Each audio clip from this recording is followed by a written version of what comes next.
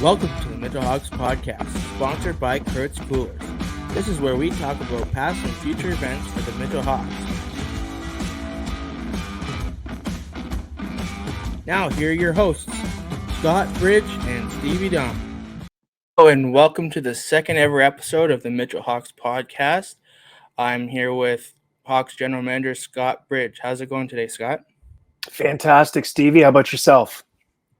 I'm doing great. Let's get right into our first segment of the show. The week that was sponsored by ENF Masonry, a bricklaying company owned by two local business owners and Mitchell Hawks alumni, Perry Francis and Tim Eckmeyer. It's a huge weekend for the guys. It is heavy packed with potential playoff matchups and huge intensity in both games. Yeah, you're right. That's exactly what we expected this past weekend, was a lot of excitement and some close games. We knew what it was going to take to get 4 points this weekend. We were able to grab 3 of 4. And for us, we have to take the positives and just know that because of those 3 out of 4 points, we're still tied with the Wing Environment for third place right now. So we'll take all the positives we can. There's lots to work on. There's lots to improve on, as we did see some inconsistencies this weekend with our club, but we're hoping to iron out some kinks before the playoffs start with 2 big games this weekend. But Friday night in Hanover was a big game, and we held the lead for a lot of that game, but we allowed an early goal in that game and a late goal, and unfortunately wasn't able to hang on to the lead. But falling asleep for those 2.5 minutes was the difference maker in us not winning that game. Just to recap Friday's game, as we know, the Hawks did end up losing with a final score of 3-2. It was Josh Jacklin in net versus Riley McCain between the pipe. That was a really premier goaltending matchup in this division. What did you see with those two in net? I saw two goaltenders going head to head, making save for save. It's every time those two face off against each other, we've had low scoring games this year, Steve-O. So we knew that goals were going to be hard to come by. I know I said last week in the segment we needed goals against the Hanover Barons if we wanted to win, and we weren't far off from predicting that. We needed 3 to win.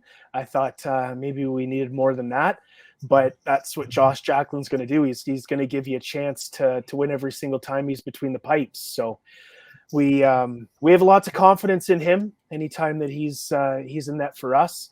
And he, like I said, he went save for save with Riley McCabe, who's a premier goaltender in this league as well. So yeah, kudos to both goaltenders for playing a great game. The Hawks, the Barons jumped off to an early lead there in the first, kind of a turnover in the Hawks' own zone led to an unassisted goal from Spencer Davidson. But other than that early goal, where it just kind of seemed like the Hawks weren't quite ready yet, like they just hadn't had their step yet. But pretty much as soon as that goal went in, the Hawks seemed to control majority of that game. Like a lot of play, it was in Hanover's end, and they just seemed to have a large amount of control of that game. You're right. The one thing that we've all noticed this year is we seem to play a much better game on a bigger ice surface. It's proven that way in Wingham. It's proven that way at times in Mount Forest, and it's proven that way in Hanover as well. Our guys like to make those stretch passes with hitting each other. I feel like on the bigger ice surface we can make some nice passes through the neutral zone. Felt like our defense, Steve-O, were moving the puck extremely well in Hanover on Friday because of the defense making that first outlet pass and those clean breakout passes and chipping pucks off the glass. It made our job so much easier through the neutral zone. So our defensemen, we touched on Josh Jacklin making those big saves, yes, and then our defensemen after that doing their job, getting pucks out, and then our forwards moving the puck from there. There was a lot of crisp passes through the neutral zone. We did We did do a great job hemming Hanover in their own end for a good chunk of time in the first, second, and third period. We spent more time in the box than them. So because of that, you would think that that would kind of hurt our top line guys who do kill penalties. But I felt like those guys, for the amount of time they were on the ice killing penalties, really did do a good job holding their own and continue to put pressure on Hanover down low in the offensive zone.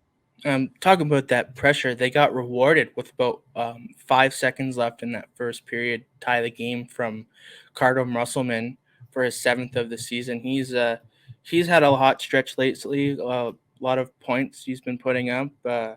That goal was assisted by Tyson Hall and Braden Burdett. What have you seen from Musselman that's been making him so effective over the last few games? I would say for the last couple months, he has been a pretty dynamic piece to the puzzle. Carter spent a lot of time playing forward at the beginning of the year, and we feel like we needed to get him some more ice time. And in conversation with Muzz, he agreed. And I think since we've moved, actually, I don't think I know, since we've moved him to the back end and he sees more ice consistently, he's just been a much better player. Not that he wasn't good before on the forward. I mean, anywhere on the ice you put him, he's going to do a good job. But playing defense is just a different aspect of the game. And right. Since we've moved him back on the defensive side of things, he's been physical, he's been strong. He's cleared the front of the house with any defenders trying to get in the eyesight of our goaltenders. His outlet passes have been nice, and he's been quick retrieving pucks in the defensive zone. So I think the more Muzz plays, the better he is. And he has proven that going back to defense, he's not a liability at all anywhere you put him on the ice, forward or defense. But since putting him on defense, he has been playing playoff hockey since we've moved him to the back end. So as soon as the puck drops in the playoffs, he's just going to be ready to rock and roll because that's the way he's been playing for the last 6-7 weeks, I would say. The Hawks then continued that heavy physical game, kind of hemming Hanover in their own zone through the second period. Jonathan Tenhag ended up scoring a nice power play goal where they kind of came in on an odd man rush on a 3-on-2 and kind of moved through the defenseman and really let off a nice shot. And as we mentioned before, Musselman got the assist on that, another point for him in that game. And Brady Brzezinski helped, also adding a helper there. That was where the game stood for majority of the rest of the game until late in the third. It's true. Yeah, it's very true. It's that goal from Tenney was huge. We need to get the power play going, especially getting close to the playoffs. Special teams are going to make a big difference when it gets to the new season, and that's in the playoffs. So big goal for Tenhag. He's scored a lot at home this year. It's nice to see him get one on the road. He started the season off with a little bit of an injury bug. He had off-season knee surgery and missed a good chunk at the beginning of the season. So I think Tenhag's just coming into his own right now. He's played great all year and spent a lot of time on the first line being a 17-year-old. He's a big body. He's strong. And the fans will get a chance to see that goal that he scored in Hanover. And, I mean, he's got some juicy mittens, the way he came in down the right wing being a left-hand shot. And you can see him take a look up and notice that there was some space between Riley McCabe's glove and pad. And he'll be the first one to tell you, I looked at the spot that I wanted to hit, and I hit that spot, and it ended up going in. So, Tenhag's he's going to be a good weapon for us here come the playoffs, and a guy that we know we can really utilize on the first line and the power play. He retrieves pucks like a hound dog on the dump and chase, and he battles hard in the corner, and he makes space for Cass on the first line as he needs some space to work with the puck and create some offensive space. So Tenney's going to do that for him, and he's done a great job all year. Now, you mentioned before that they got hit heavy with the penalties there throughout that game. They ended up going 7 for 8 on the penalty kill. They only let one goal in there, shorthanded.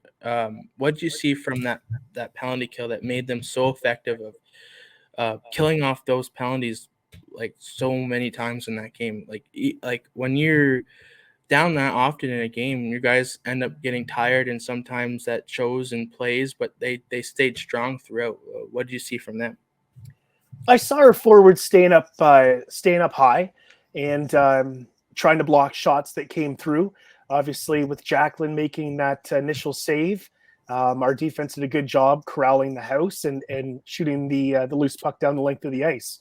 Our forwards did a good job coming back. I just felt we were positionally sound in the defensive end on the penalty kill. And when you know where each other are on the ice, it makes life a lot easier. But we didn't fumble around with the puck in the defensive end when we had it. We were able to clear it. And I believe we even had a couple shorthanded opportunities. So one thing was that we kind of caught on a little bit to how Hanover wanted to work the puck. And we probably won't see many of those setups again the next time we face them, just from the way that we kind of caught on to things. But the forwards did a good job holding the top of the circle, forcing Hanover to the middle of the ice. And from there, if Jacqueline's going to see the first shot, he's going to save it. But from there, our guys got the puck cleared down the length of the ice. We don't need anything pretty on the penalty kill. Right. Nothing pretty at all. It's probably the most ugliest part of your game is killing a penalty, and it doesn't need to look pretty. You don't need to go through a guy's legs or dipsy doodle around the guy to get the puck. It just has to be hard. It's got to be pressure. Just get it out, regroup from there, stay back, and let them come to you. And I felt like we did a really good job at that. Yeah. Unfortunately, the one goal that Hanover did get on on their power play ended up being the game-tying goal there. The guys kind of regrouped there with about 30 seconds left and got the game to overtime. And then, unfortunately, Harrison Fergia ended up with the game winner, winning in overtime. But overall, the guys played really well. The score didn't show how they played. They dominated a lot of that game. Yeah, it really didn't show. The outcome wasn't the outcome that I thought the guys deserved with that game, and they know that. I mean, the coaching staff did a really good job. I felt talking to the guys after that game, and there was a lot of one-on-one conversations because, I mean, let's face it, guys are going to be hard on themselves when you lose a game, right? Thinking it's their fault or thinking they did something that could have been different. But no, there was a lot of one-on-one conversations where you did this right, you did that right, you continue to do that right, and good things are going to happen. And obviously, we were on the PK with less than 5 minutes left, and we take another penalty. I think it was a trip, so we did get an infraction there. So we were down 5-on-3 with less than 5 minutes. But I mean, guys are going around on purpose, trying to trip guys when we're already down a man. So right. It was unfortunate, and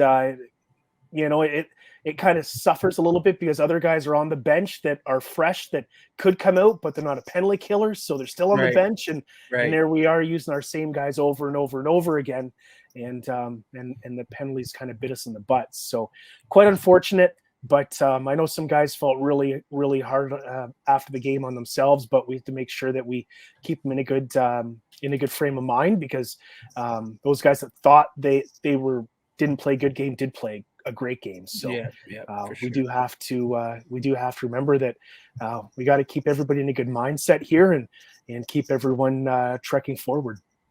Right. I did end up having an interview with Hawks defenseman Cal McMahon after the game. Let's hear what he had to say about this one. Penalties are what's hurting us nowadays. And we go down 5-on-4. We have a good penalty kill, but 5-on-5, I think we're the best team. You mentioned the penalties there. 10 penalties and ended up at the end of that game. You killed off almost all of them. What was about your penalty kill that was so effective tonight? We're just really good at staying calm on the penalty kill and just knowing where guys are and just kind of, Right on. Jacqueline was in net tonight. How did he look out there to you? I had a good game, just a few bad bounces on our end that puck ended up in the net, but overall he played a pretty good game. You guys had a power play goal and an even strength goal. What was the key for the moment getting that 2-1 lead there in the second?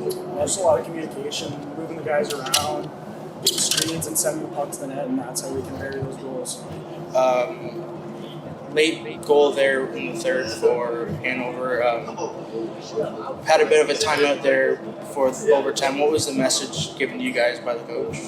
Just to calm down, play our game, try to generate a few chances with a tight game like that. But yeah.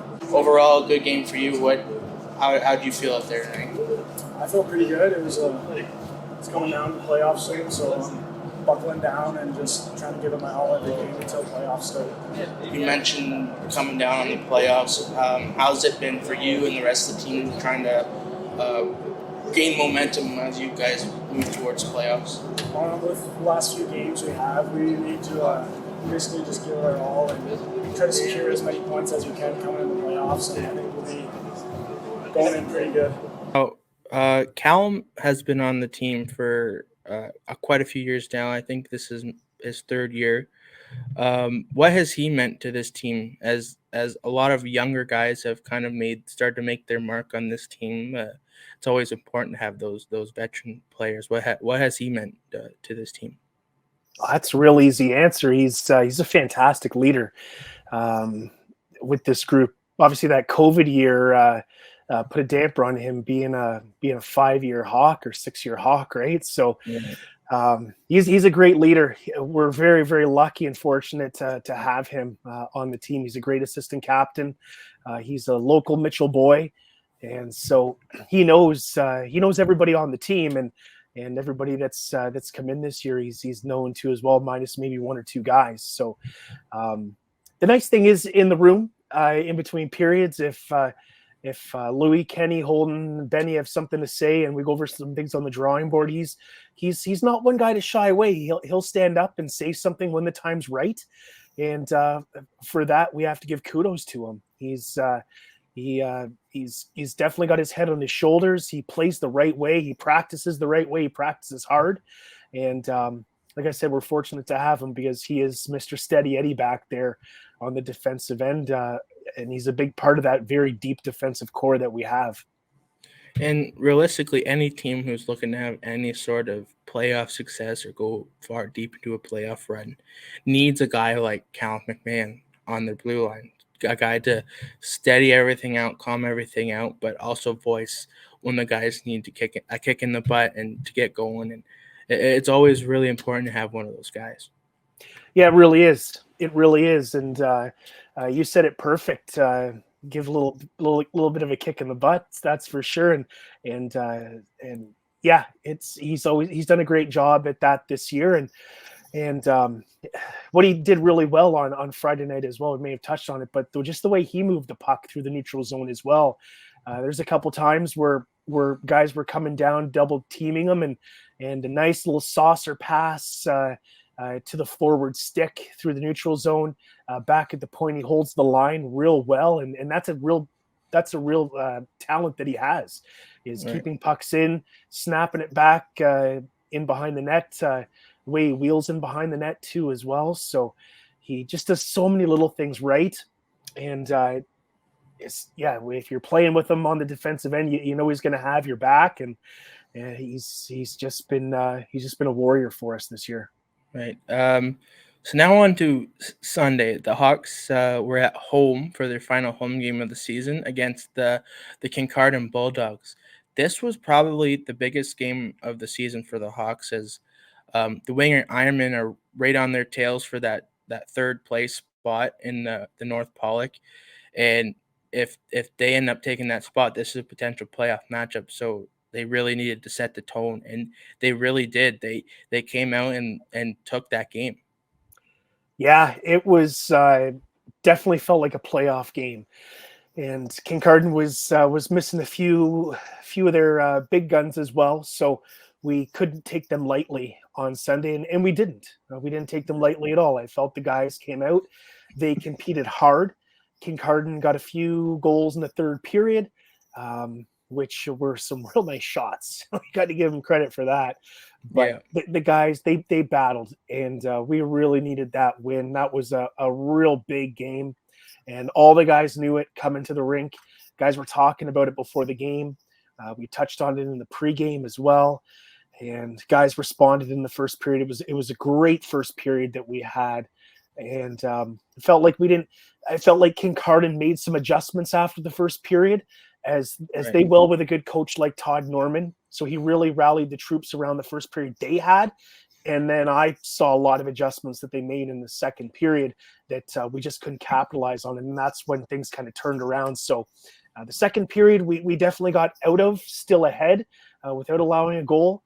But the way that Kincardine came back, it could have been a tie game, but Beauville made some big saves in that game. And then getting that goal by Ferg at the beginning of the third to make it 3-0 definitely was a huge goal for us that we needed as Kincardine came back and scored a few. So that's one thing that also we're going to have to remember come playoff time is teams are going to start making adjustments on us, and we're just going to have to learn to adapt. That, you know, things that worked for us throughout the regular season all the time might not always work come playoff time. Right, for sure. As you mentioned, it was Bradley Beauville back in net. He was coming off back-to-back shutouts. I think it ended up being roughly 200 minutes straight without allowing a goal between his game, his last 4 games. Like that's something unheard of, and it's unreal for Beauville. He's played outstanding. Yeah, that's right. That is the game in Walkerton where I think they scored 8 minutes into the second, and then he shut the door the rest of the way. Then and then obviously then the back-to-back shutouts, and then Kincardine not scoring on him until the third period on Sundays. So that's quite an accomplishment. And I know that. What did we look at today? In February, he allowed 2 goals on 112 shots, or am I wrong? Was it 121 shots, something like that? So he's played well, and he's a warrior and competitor. He wants to win. He wants the team to win. I think he'll do whatever it takes for the team to win. He'll just play whatever role he's put in, as he's a team player, and that's what we expect of Beauville night in and night out. You guys, the boys really got on the board early. They got a goal about 3.5 minutes into the game. It was unassisted, shorthanded. That was a huge boost for their energy and their momentum by Caleb Musselman. They carried that 1-0 lead into the second until they got a goal that's about to be shown here by Zach Schooley for his second of the season. And they really controlled those first 2 periods, and it was real key to them coming out on top of this game because with that late push, had they not had played so strong in the first two periods, who knows how that could have gone. Yeah, you're right, Steve-O, you're right. And Kincardine, it seems like a 3-0 lead is the worst lead to have against them because they have come back against us 3 or 4 times this year when we've been up by 3 goals. So they're a team you can never sleep on or take lightly. I feel like I've said it 1,000 times this year against them. So you're right. That first goal by Musselman was huge. A shorthanded goal. Again, we found ourselves down a man.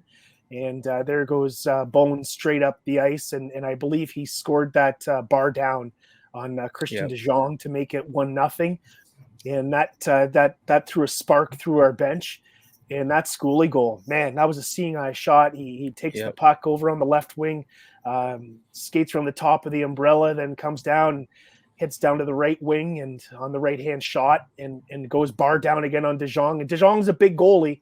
He takes up a lot of lower part of the net with those big pads, so you do have to go high on him. And again, Schooley just had de Jong bite on the first move, and then as soon as he went down, he went above his glove, and then the third goal from Fergie. I mean, a seeing eye shot through the point that just made its way through 4 or 5 sets of legs before it went to the back of the net. But Fergie had a great game and a real statement game by him is with as well with that big body check that he threw. I think it was more than halfway through the second period, maybe late toward the end of the second period, and then he just continued to rally from there, and then continued his strong play with a goal at the beginning of the third period. So we really clamped down after that when they made it 3-2, and we also had a goal that our guys on the ice thought crossed the line by inches, but the ref deemed it no goal, and play continued to play on from there. But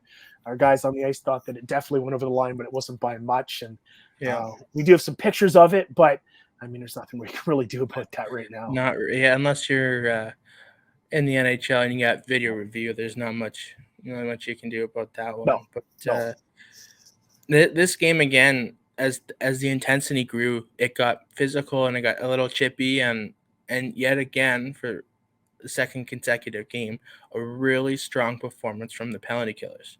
Yeah, they had to kill off some huge penalties after Kincardine scored their first goal and their second goal with that 5-minute major there in the third. Like they stood strong. They cycled their players well. They played unbelievably again, and it just seems to be their battle. They're battling every shift, every play, like on the boards. It's their puck every time. Like, and if it's not, they're not satisfied. Right? It's been unbelievable to watch. Yeah, that's right, and it's true. We guys battled hard, and again, hard work will pay off, and that's what Bones was rewarded with the shorthanded goal. Just battling hard and forcing the forward coming out to make that first move, and again, he just kind of jumped on a loose puck that was kind of fumbled there, and made the best out of the situation. But that's the thing with the penalty killers. You keep your feet moving. You're going to win loose puck battles. Good things are going to happen. As a penalty killer, you stop moving your feet and you start puck watching. That is the worst thing that you can possibly do. And our penalty killers have not been doing that. They've been doing the right things. And that's what's led to some success here, and something that we do want to keep building on this weekend. We need 4 points this weekend coming up, and if our penalty killers keep doing what they're doing and continue to keep that percentage in the high 90s, we should be good. Those are two huge points there for the team, and as they looked towards the playoffs. And you mentioned 2 big games next weekend as we start our second segment of the podcast. The week to come, sponsored by DC Packaging, located on 175 Georgina Street in Mitchell.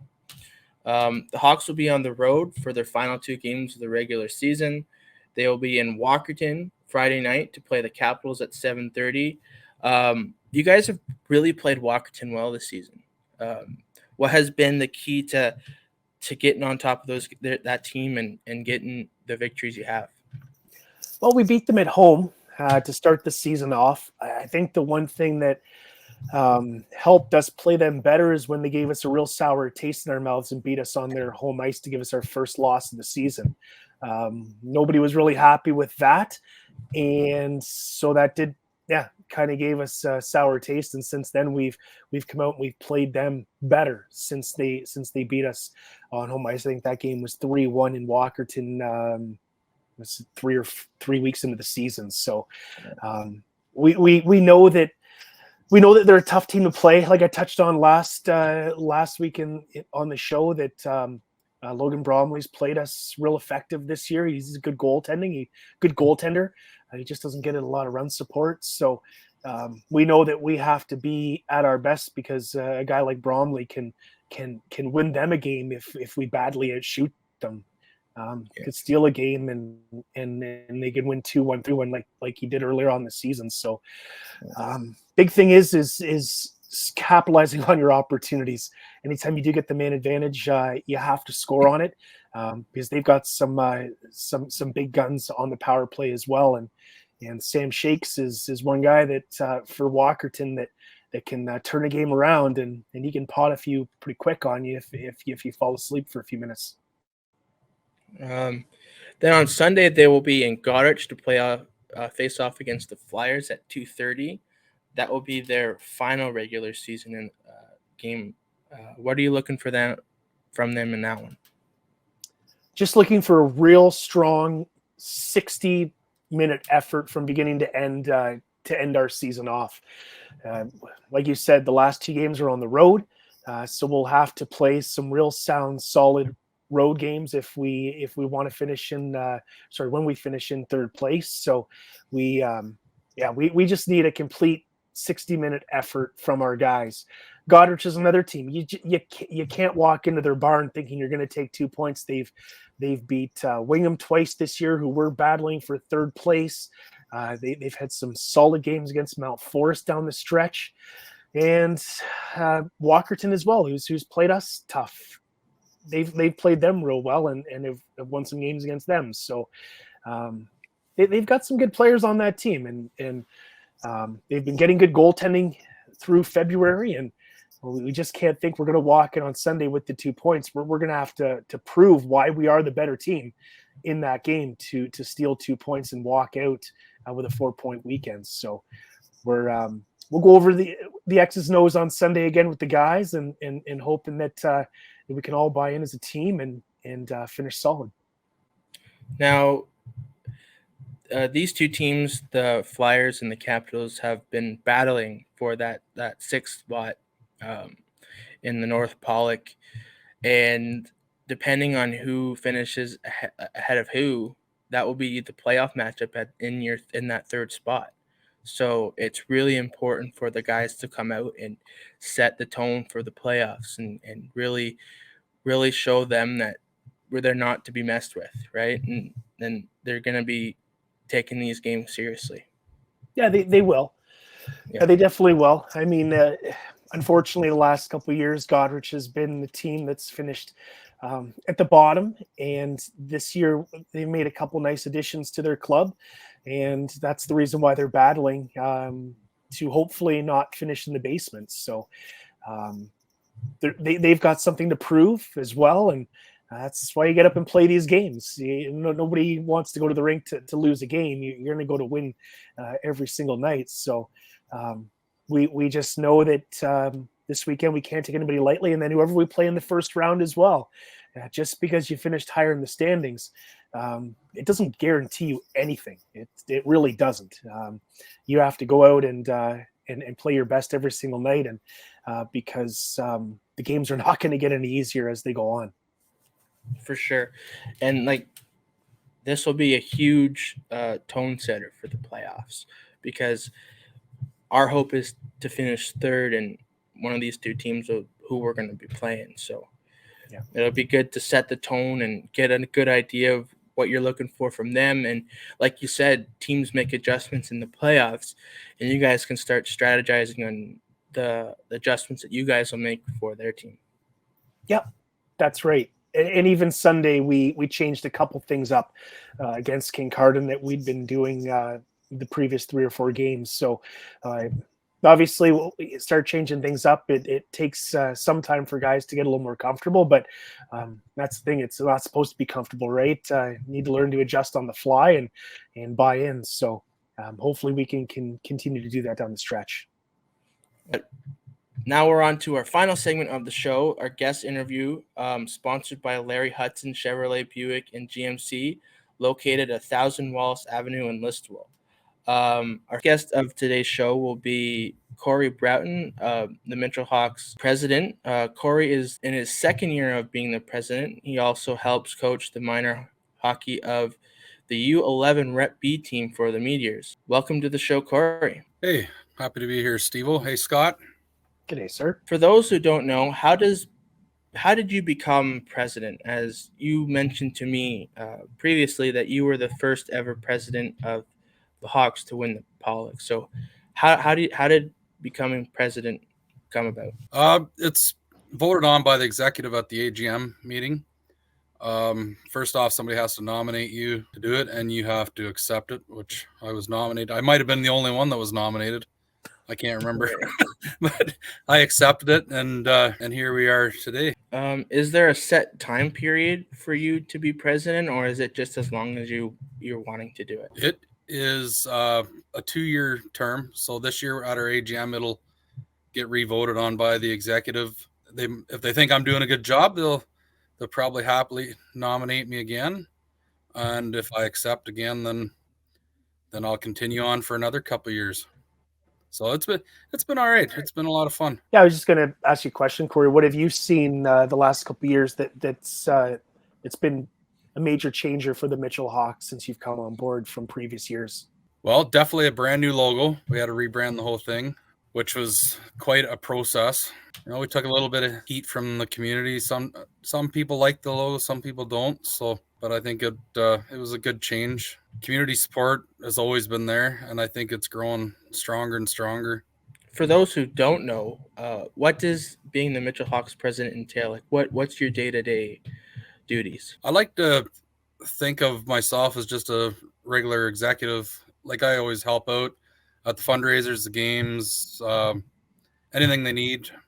I'm just kind of somebody that people can go to if they have a problem, or I go to league meetings, talk to Bridgie probably every day, talk to the other executive members, make sure everything's okay with them. Yeah, go to meetings, lots of emails, and try and keep things on the straight and narrow there, so things run smoothly. Now, you mentioned some of the community events that you're very involved in, as well as the rest of the executives. Are there any big events coming up that people should know about? We got a few coming up. We got our pork chop dinner on Saturday, May 13th at the Mitchell Community Center. Takeouts 4:30 till 5 p.m. Then sit down will be from 5 till 7 p.m. We'll do our player awards that night for the team. Tickets are $25. You can get them from myself, Mitchell Tire, or any other executive. You get a pork chop, baked potato. What else? We got baked beans, coleslaw, bun, some dessert. Bridgie had it last year. It was pretty good, eh? Oh, the portions are huge. You don't get skimped on your portions, that's for sure. That was good. Then we got our AGM on May 31st at 7 p.m. at the Mitchell Community Center. If anybody's, we're always looking for help on the executive. More hands make it a lot easier on everybody else. So if anybody wants to join, they can reach out to me and we can set that going. We have our spring skate coming up, and I believe the first one's June 14th. Yeah, I want to. Is it 7th and the 14th? Maybe it's the 7th and the 14th, but around there we got spring skate coming. We'll get it out there, and you can talk to Bridgie about if you're interested in going with that. And then we have our 10th annual golf tournament on July 8th, which is already sold out, and we're taking waiting list. So we got 48 teams in that. It's a really good day. We've always had a lot of fun. It's been a big hit. It's our biggest fundraiser that we have for the Hawks now. So if you want to get on the wait list, just send me a message, or 519-274-4250 is my cell. And just send me a text or call me and we'll get you on the list. Now, this is your second year of being president. And what so far has been your favorite part of being president? There's lots of things that are fun. Having my son there is pretty cool. Like, even when I first joined as a director and just kind of running the clock, helping out, he'd come to the games and he'd bring his championship belt from WWE and he'd challenge Eric Rolfe to a match before the game and hang out with Carter Lewis, and Charlie Rankin's another one that he thinks the world of. Hanging out with him, having him there last year for that championship run, which is like probably one of my most favorite parts. Seeing that arena full in Mitchell on the Good Friday there, Game 6. That wasn't the outcome we wanted that game. We lost in overtime, but if we would have won that game, there probably wouldn't have been a roof on that arena. And then we went up to Game 7 there in Hanover. Had my boy with me, and seeing the Hanover fans watch Malcolm McLeod skate out into the ice, and it just, when he scored that, I think it was the fourth goal of the game, I knew it was we were in good shape. So having Logan on the ice, celebrating with the players, and me being on the ice, being part of that with the coach and staff, executive, and players was pretty amazing.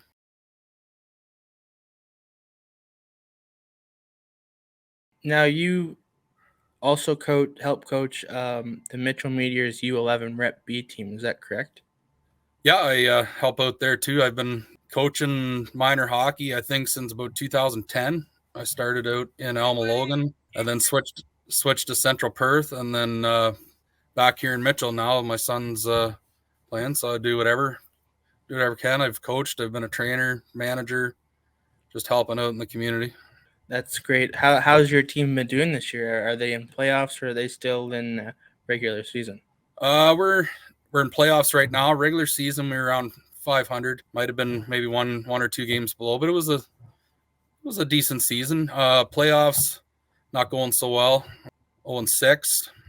Right. But we got a tough division. We got not as many kids signed up as Kincardine, Saugeen Shores, where they got like 5 or 6 teams for an age group, and we got 3 really small groups. But I mean, the kids are having fun and playing hard and developing, so I guess that's what we want. That's great. Anything you want to add, Scott? Yeah, I ask them questions every single day, it seems like here. So, but this is the hot spot right now, buddy. This is the hot spot. I got time to think on a text. I guess just how have you felt this year's run as a whole with the executives and the committee that you've got going right now? Have you felt it's been another year where you've accomplished all you've wanted to accomplish, and if so, what have some of the positives been this year? I think we're doing all right. I'm happy with the way it's going. I hope we have another big playoff run here. Working with the executive, we got a good group there. I think it's going well. We just want that. We want to win the last game of the season, right? It's good. Our sponsorship is amazing. It's always well supported, and our coaching staff, hockey ops, is great to deal with. So, I think the season's going well, better than what I expected for sure. Thank you very much, Cory, for coming on the show. Best of luck with all your presidential duties and with your U11 Rep B team for the rest of their season. Yeah, thanks, Stevie, for having me. Thanks, Cory. You, Bridgie. That will do it for our show today. Any closing remarks, Scott? I just want to say thanks, Steve, for doing this again this week. Do a great job, by the way. The videos that you got this past weekend in Hanover and Mitchell were great, and nice interview with Lummer there, and we look forward to having you here with us on a run here this year.